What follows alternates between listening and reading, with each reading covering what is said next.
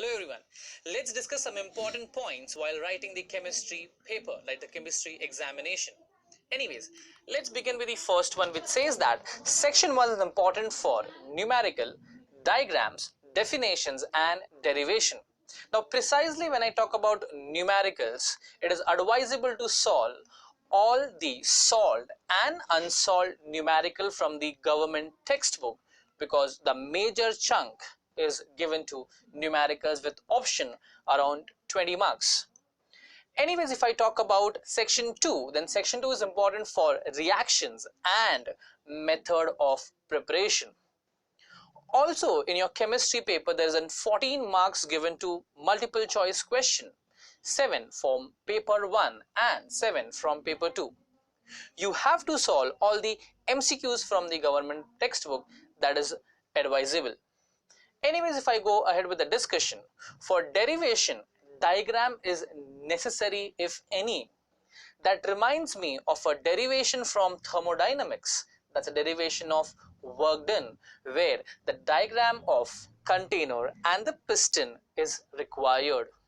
If I go ahead with the tips and tricks for reaction, especially when it comes to organic chemistry, for reactions, each reactant product, side product is required.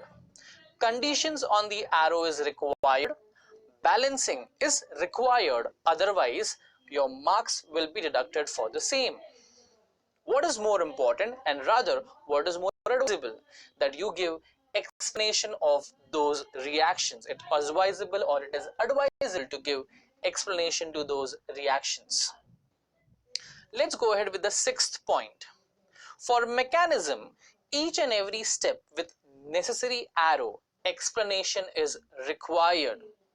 Also, if I talk about distinguish, if it's a question of 2 marks, then 4 points are required, and if it's a question of 3 marks, then 6 points are required.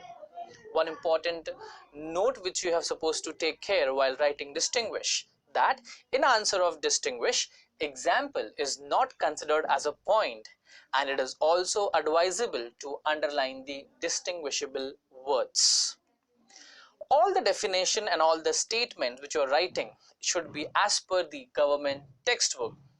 And if I once again go back to numerical, let's have a look at the numerical pattern over here.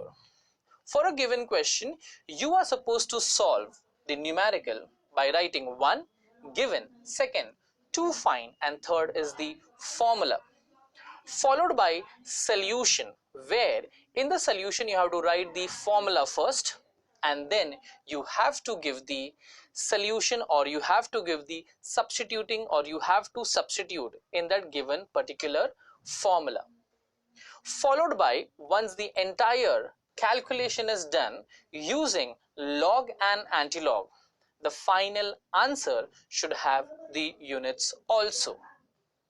This is the numerical pattern. Let's go ahead with the tips and tricks, which says that for MCQs, only main question, sub question, correct alternative and its respective answer is to be written. Let us take an example.